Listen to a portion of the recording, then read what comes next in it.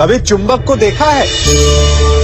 कैसे वो लोहे की ओर आकर्षित होता है और कैसे वो लोहे को अपनी ओर आकर्षित करता है, क्योंकि उसके स्वभाव में ही आकर्षण है।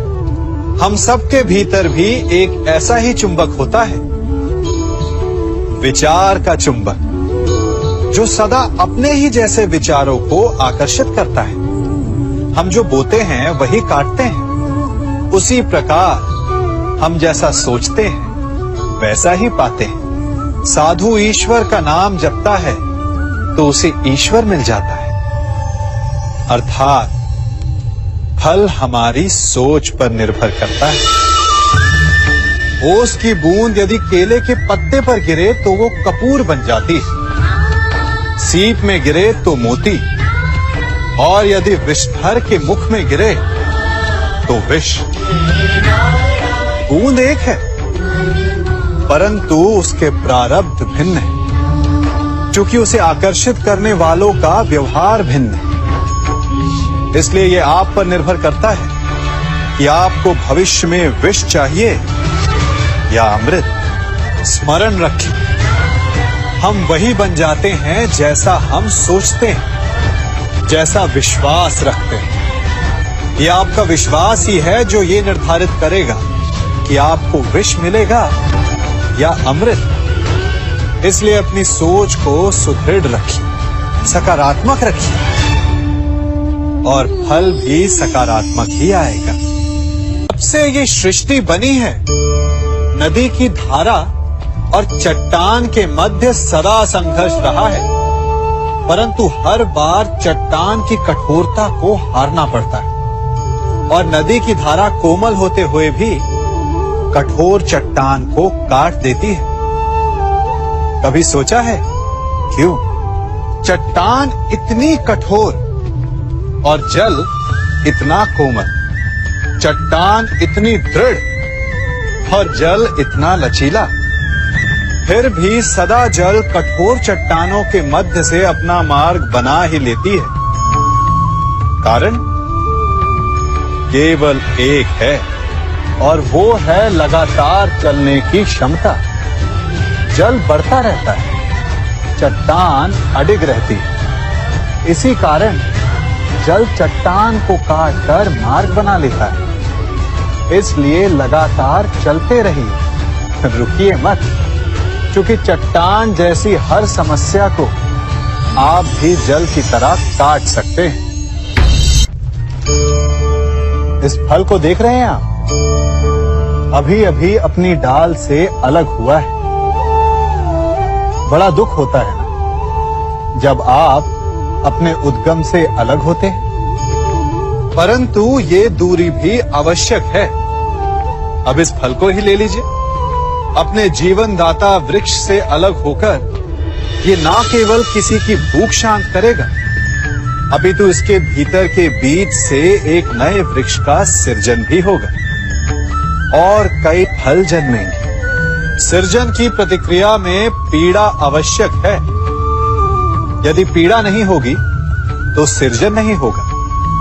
पीड़ा अपने उद्गम से दूर होने, पीड़ा अपनों से दूर होने। इस फल की भांति हम मनुष्यों को भी अपने उद्गम से, अपने सगे संबंधियों से अलग होना पड़ता है, और यही अलगाव एक नए सृजन को, एक नई सृष्टि को, एक नए विकास को जन्म देता है। इसलिए ऐसे अलगाव से दुखी मत होइए, उसका स्वागत कीजिए, क्योंकि ये विकास की नींव है। अपराध वो भावना है जिसके कारण संसार में सदा दुख ही व्याप्त रहता है। हम सब अपराधियों से घृणा करते हैं, उन्हें कोसते हैं, परंतु क्या कभी विचार किया है कि कोई भी जन्म से अपराधी नहीं होता? तो ऐसा क्या कारण है कि कोई इतना बुरा बन जाता है कि वो बुराई की सीमाएं ही पार कर जाए? कारण है कामना।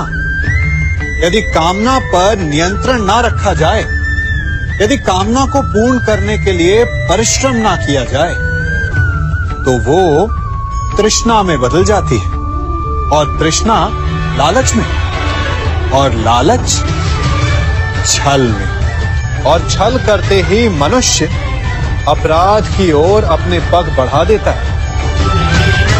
इसलिए ये अत्यंत आवश्यक है कि मन की कामनाओं पर नियंत्रण रहे। यदि मन पर नियंत्रण रहेगा तो अपराध पर स्वयं ही नियंत्रण हो जाएगा। हम सबका मन करता है कि हम जीवन में ऐसे शिखर पर पहुंचे जहां हमसे ऊपर कोई ना हो, जहां हमें कुछ करने की आवश्यकता ना पड़े, है ना? कुछ लोग इस शिखर पर पहुंच भी जाते हैं, परंतु उनका मन सदा विचलित रहता है।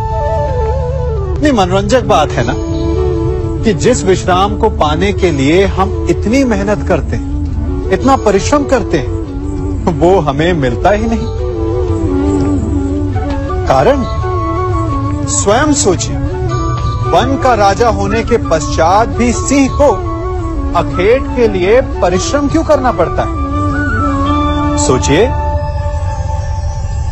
मैं बताता हूं, क्योंकि राजा होने का अर्थ ये नहीं कि वो सदा सोता रहे और मृग स्वयं उसके समक्ष आकर कहेगा कि आइए महाराज, मुझे खाकर अपनी भूख मिटाइए। तो समझ लीजिए, कार्य आपके परिश्रम से संपन्न होते हैं, केवल कामना से नहीं। यदि आप नीचे हैं तो सदा स्मरण रखें कि आपका परिश्रम ही आपको ऊंचाइयों पर ले जाएगा, और यदि आप ऊंचाई पर हैं तो वहां पर भी रहने के लिए आपको निरंतर परिश्रम करते रहना होगा। अर्थात परिश्रम से मुक्ति नहीं है, क्योंकि परिश्रम ही जीवन है। सबसे अधिक महत्वपूर्ण क्या है? जीवन, या जो जीवन में पाया, यात्रा, या यात्रा पूर्ण करने के बाद पाया गया लक्ष्य, कर्म या उसके फल? बहुत ही महत्वपूर्ण परंतु विकट प्रश्न है ना? परंतु तनिक धीरज से सोचेंगे तो इसका उत्तर अधिक कठिन नहीं है। यदि जीवन यात्रा है तो उसका लक्ष्य क्या होना चाहिए? स्वयं सोचिए। मान, संतान, धन? नहीं ना। अंतिम लक्ष्य है परम आनंद, और ये अचानक से नहीं मिलता। इसे पाने का केवल एक ही उपाय, और वही आपका कर्म, वही आपकी यात्रा भी, और वही आपका प्रारब्ध भी है। और आपको कौन बताता है कि आपके लिए सही क्या है? वो है आपका मन, जो मस्तिष्क की भांति हानि और लाभ नहीं सोचता, जो आपको ये बताता है कि शुभ किसमें, संसार का कल्याण किसमें, आनंद किसमें। यदि आपका मन संयमित है तो वो आपका सबसे महत्वपूर्ण मार्गदर्शक है, जो आपकी यात्रा, आपका लक्ष्य, आपके कर्म और उसके फलों को सबको शुभ बना सकता है।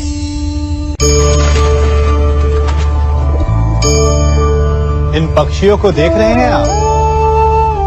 इनका उड़ना वायु में इतना संतुलन मुक्त कर देता है ना? इन्हें उड़ते देख आपके मन में भी इच्छा होती होगी कि इन्हीं की भांति आप भी स्वतंत्रता से उड़ पाएं। ईर्ष्या होती है ना, जब आप इन्हें खुले आकाश में ऐसे विचरण करते देखते हैं।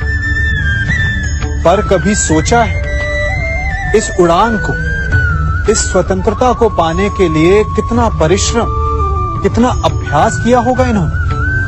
आकाश में उड़ने से पूर्व धरती पर कितना गहन परिश्रम किया होगा इन्होंने। इनके माता पिता ने पहली बार जब इन्हें पंख फड़फड़ाने को उकसाया होगा तो कितनी बार गिरे होंगे।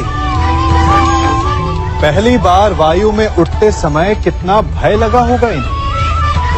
अपनी पहली उड़ान के पश्चात धरती पर उतरते समय गिरकर कितनी चोट खाई होगी। इस उड़ान का, इस स्वतंत्रता